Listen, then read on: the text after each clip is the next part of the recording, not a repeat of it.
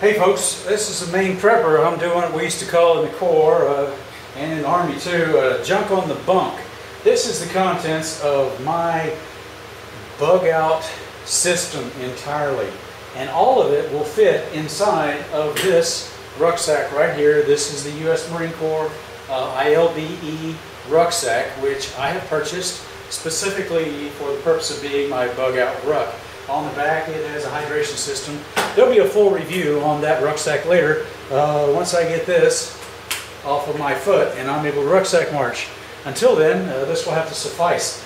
Now my level 1 kit, which is here, fits entirely down inside of this rucksack. It fits on the very top, and it's in the top so that I can get it out quickly. So if I have to lose my ruck or ditch it or cache it, I can quickly get to this, hang on to my weapons, hang on to this, and all of the gear that is essential for sustaining life. These items here in the front row, this is my SEER kit that is carried in my pocket, or my survival kit. You hear me saying SEER, it's just a reflex. Survive, escape, resist, and evade. My training was all in that environment, so when I say survival, sometimes I say SEER, I mean it as the word survival. So my apologies. Okay, so these are the items that are usually in my pocket, my level 0. And I'm going to go ahead and remove them for just a second so they won't confuse us and so I don't accidentally step on them. And you know you guys are important. This is a text from a beautiful woman, but I'm actually going to finish this video first. Okay, I'm telling you, you guys you should feel special. You are. Okay, so my level 1 kit, we've already been through that, and that's in this link right here. If you want to see it, pause this video, click that, it'll open in a separate window, then you can come back here after you have a look at that and see what was in there. So that's our level 1. I'm going to move it out of the way because we've already talked about it, and we've already seen what was in there. Now we're down to what's actually inside of this rucksack, and I'm going to go and pick these pieces up, and we're going to have a look at them. I carry a Gore-Tex, and this is a Flecktarn. It fits in well with the camo or the pattern up here in the north, at least I've seen. I like German equipment. Some of it's pretty good, some of it's not so good, but some of it it is affordable. I got this for less than 50 bucks, and it's in like brand new condition. Okay, and that's important to stay dry and warm because if you get sick and run down, it makes everything harder. Food is the next thing I want to talk about. These are my issue Oakleys. I didn't come up with the money myself, but they're issued, and I didn't complain about it. I'm very grateful. Let's talk about food for a second. Food, and we've talked about food a lot, and I talk about it, and I'll continue to, because there's a lot of confusion. People seem to think that the qualifications for a ration are high calories and long shelf life. Folks, that's really not what we need. Here's what we need. You are going to be doing a super athletic event here for the next however many days, and you need 100% maximum performance from your body. You're already going to be tired. You're carrying 60, 80 pounds of gear over there in that giant house. You're moving with your weapon, you got all this equipment, you're sweating, you're huffing, you're puffing, and there's people that are probably trying to hurt you or rob you or both. And so you don't need to be running around eating cookies. Okay, we need to be eating some super concentrated spaceman food. I was trying to find some astronaut food if I could find it, you know, the little tubes, because that's the level of nutrition that we need to be looking at. We don't need to be looking at lifeboat rations. We need to be looking at, which are designed for people to just sit there and eat and wait for the Coast Guard to rescue them. So I carry in my rucksack concentrated form, super high concentrated, 4 to 5 days of food that I can get by on at least 2,500 calories a day. That'll get me going for 5 days. If I can supplement this with anything, whether it's the wild plants from my little card that I showed you, or whether it's by catching fish, I will do so. And that segues nicely into my next piece of gear. This weighs about a pound. It's huge, right? But it's just a piece of net. It's not just any piece of net. This is a bait net. Now wait a minute, before you judge, it's about 10 feet long and about 4 feet wide. And this is designed to be stretched from side to side on a stream, and if the stream is a little wider than your net, you can use branches and things to sort of build the net up wider, and then you just herd fish down into your net.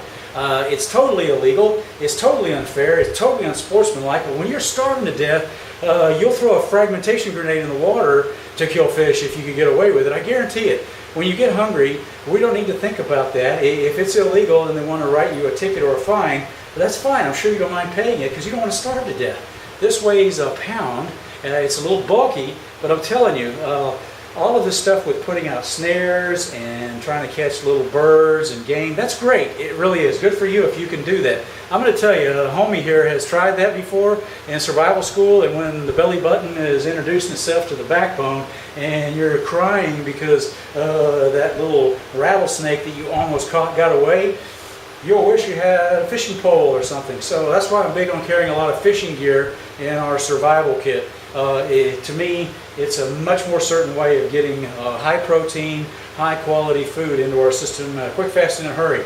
And the chances of eating an animal that's poisonous or that has something wrong with it that's going to make you sick is a lot higher than catching a fish out of a stream that's going to do the same to you. That being said, don't eat the bones. Okay. I put everything into little bags. I don't just stuff it in there. So when it's inside the bags rub together, but the gear doesn't rub together and get all tangled up when you need to get it. All right, let's set that aside. Next, I have some extra bags, speaking of which, okay? And these are waterproof bags. I got them online. I think they're like 20 inches long and about 8 inches across. And these are mill issue.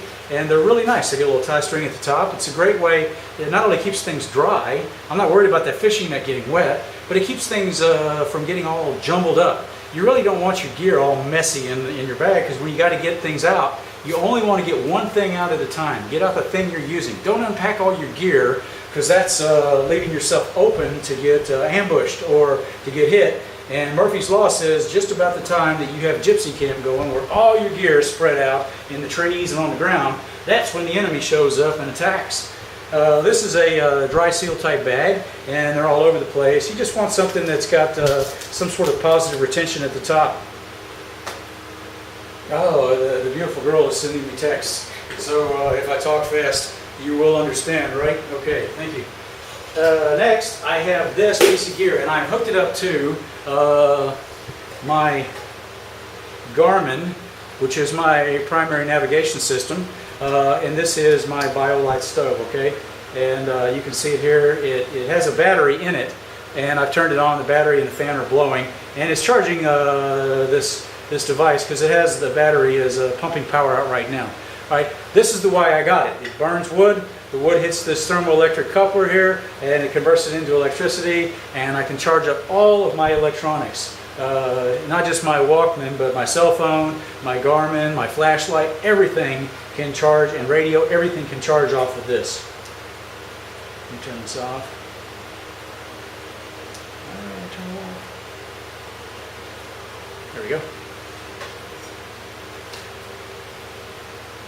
And that's my BioLite stove.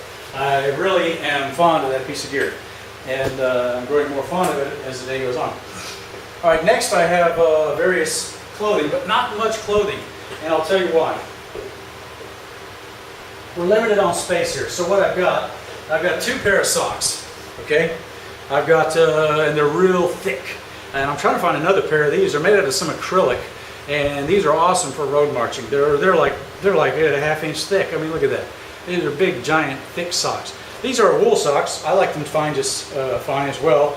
But I like the acrylic ones better, especially in the heat. The wool tends to make me itch. However, the great thing about wool is when it gets wet, it'll still keep you warm. So you want to make sure you have at least one good, thick pair of wool socks in your bag. I got a pair of shorts and a shirt to change into. If the weather's not too bad, I want to change into something clean and dry to sleep in at night. That way I don't get my bag all stinky and messy, and I don't get sick if it is a little cold. That being said, I also have a set of Polypro that I carry with me, and hopefully I've got some other warm weather gear on if it's very cold. This is the silk weight underwear that we get issued, and I got several pairs of it. This is great stuff. It's comfy. Same purpose as that. When you get in your sleeping bag, you want to make sure you got some plastic bags or something like these. You can pull over your boots, and that way you don't get dirt and mud all over the inside, and you can still have your boots on while you're sleeping if you don't want to take them off. Sometimes the situation dictates you cannot take your boots off.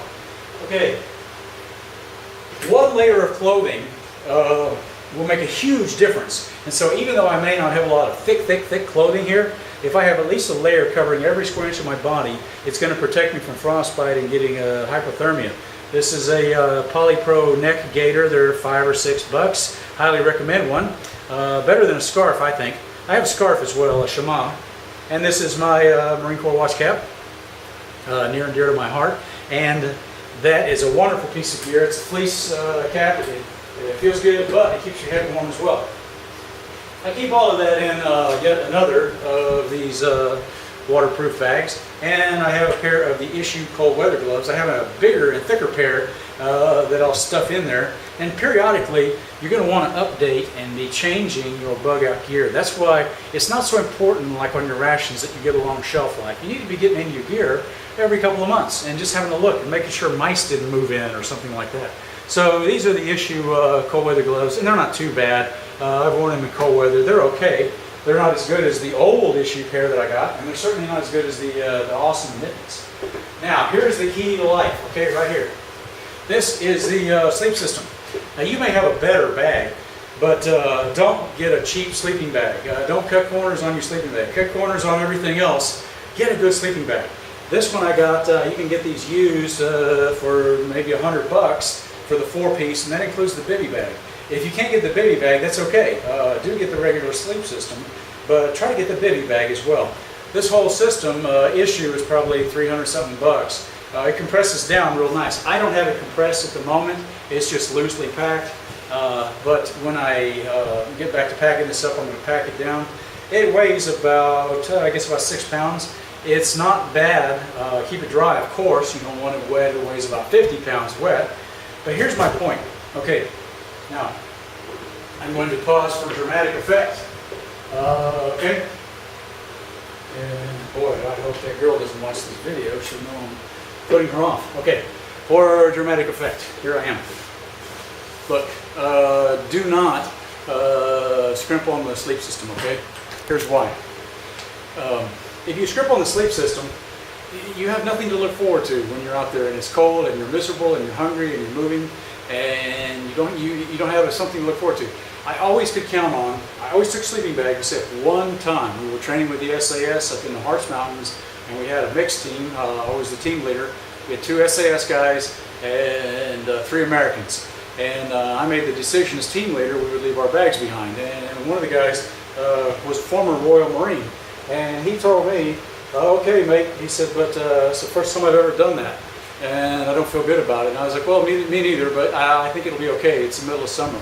Oh my God, we almost froze to death. And he could have killed me for that, and he probably, I would have deserved it. But here's the point. If you have, everything is wet, and you're tired, and you're cold, and you're hungry, but at least you can get into a sleeping bag and get a good night's sleep. You're not going to burn as many calories. You're going to wake up with a better frame of mind in the morning, okay? You're going to have something to look forward to. Also, a good sleeping bag, you can get in a little bit wet, and you'll get out and your stuff can be dry.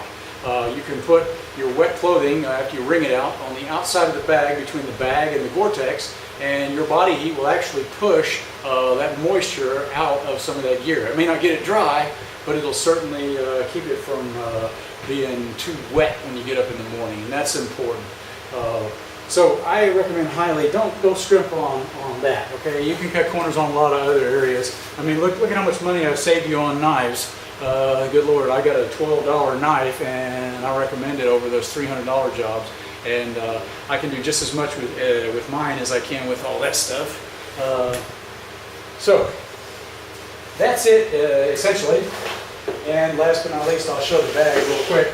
The bag has a hydration system on the outside. There's going to be a full-blown review of this awesome rucksack. I like it, not just because it's made by the Corps, but because they actually talk to people that had to hump a ruck.